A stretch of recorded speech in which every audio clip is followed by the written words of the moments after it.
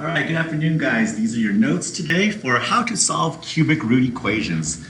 Last week we learned how to graph these. Now we're going to learn to find where the roots or x and the x and y intercepts are.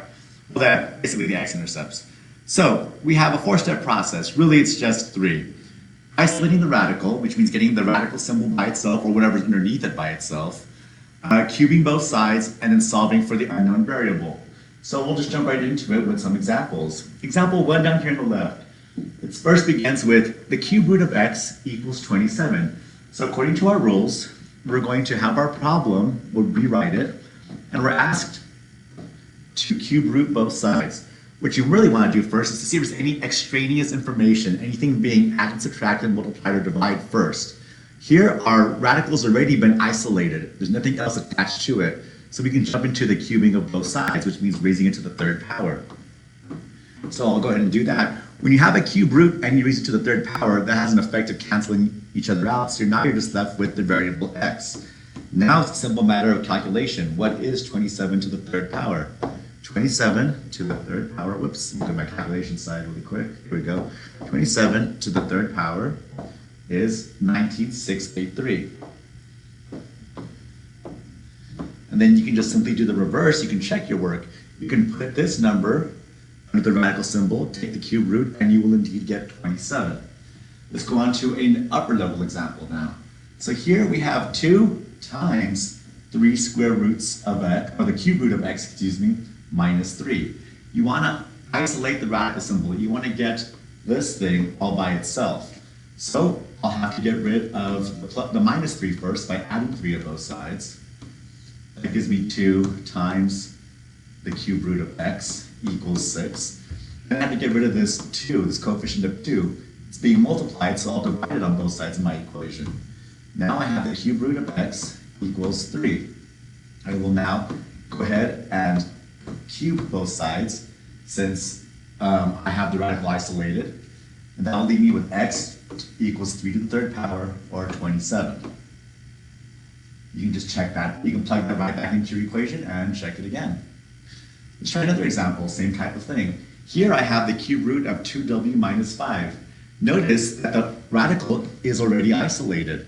So I'm going to go ahead and begin by cubing everything on both sides. When I do that, everything underneath the radical symbol has now been freed.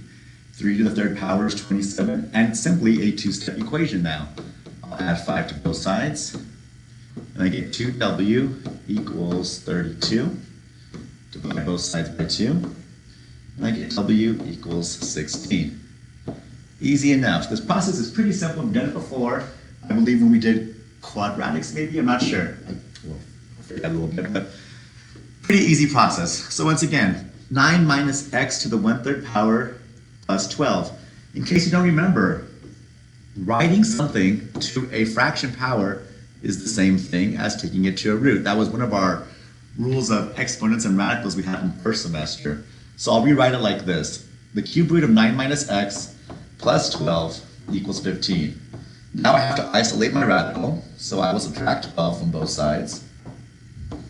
That gives me the cube root of 9 minus x equals 15 minus 12, which is 3. Now I can go ahead and cube everything since my radical has been isolated. And I get, let me move my work over here. I get 9 minus x equals 27. Okay, so I'll go ahead and just, I'm going to subtract the negative 9. I'll subtract 9 from both sides, and then I end up with negative x equals 27 minus 9, which is what, 18? If negative x equals positive 18, then positive x equals negative 18. So far, so good.